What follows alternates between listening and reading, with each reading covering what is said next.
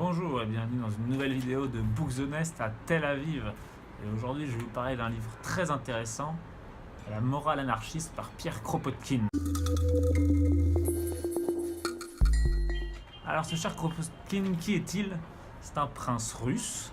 Après des études de géographe, il s'est vraiment beaucoup intéressé finalement à la politique. Et c'était un des plus gros promoteurs de l'anarchisme au début des années de la révolution russe. C'est quelqu'un qui a été anarchiste, donc, qui a vécu en Russie, qui a ensuite été mis en prison, qui a vécu en France, qui a toujours été quelqu'un qui se battait pour les idées, loin de la caste élitiste dont il venait. Et pourquoi je vous parle de ce livre? Déjà, c'est parce que c'est un livre très court, comme vous pouvez le voir, à peine une centaine de pages, et plein de punchlines très intéressantes, car finalement, il va nous parler d'une chose qu'on connaît peu, quelles sont les valeurs qui se cachent derrière l'anarchisme. Et là où on a tendance à croire trop facilement que l'anarchisme c'est la loi du plus fort, en tout cas c'est ce qu'on a toujours présenté pour lutter contre ces idées radicales et innovantes, et Kropotkin va nous expliquer que l'anarchisme c'est avant tout une morale de la vie anti-darwinienne au possible, qui n'est pas la loi du plus fort, mais au contraire une vraie loi de l'humanité. Laissez-moi donc vous présenter quelques grands concepts et quelques punchlines magnifiques de ce prince Kropotkin.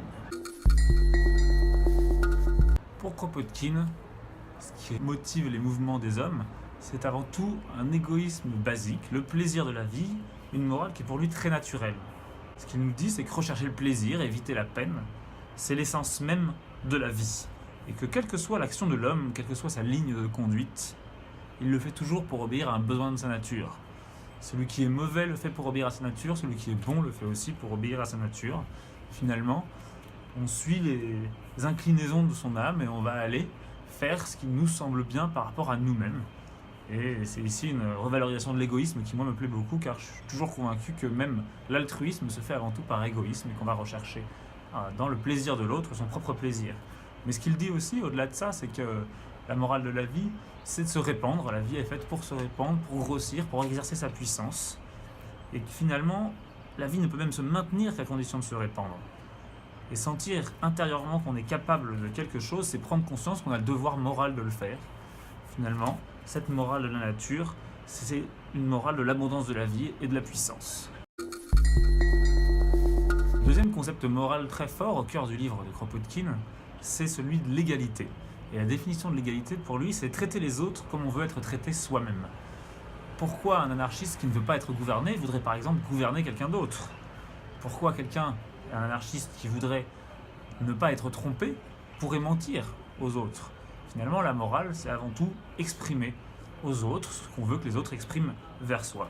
Il va même aller plus loin jusqu'à dire qu'on peut légitimiser une forme de violence, ou si finalement on voudrait être tué ou arrêté, si on allait par exemple faire la guerre à des inconnus, il retrouve sa logique du coup de l'appliquer aux autres. Et c'est vraiment quelque chose de très intéressant qui m'a presque réconcilié avec cette valeur d'égalité très difficile. On a toujours voulu voir l'égalité a priori comme mettre tout le monde au même niveau.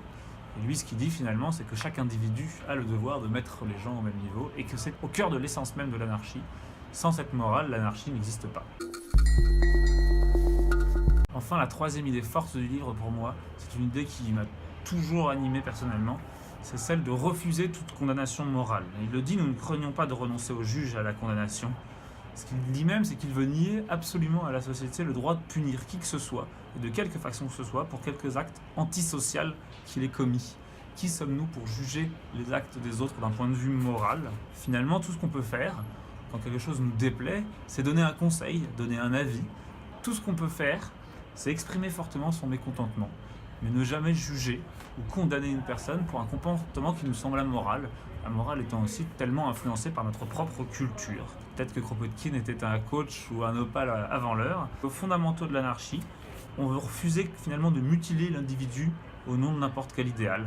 Tout ce qu'on se réserve, c'est de franchement exprimer nos sympathies, nos antipathies, pour ce que nous trouvons bon ou mauvais, mais on refuse vraiment définitivement de faire souffrir quelqu'un.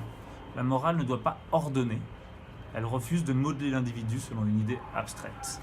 Et c'est peut-être ça en conclusion, une phrase qui pour moi est importante, c'est que l'anarchie, c'est avant tout la volonté de ne pas modeler, changer, influencer et condamner quelqu'un, mais bien de laisser chacun vivre et s'épanouir dans un cadre d'égalité qui peut convenir à tous.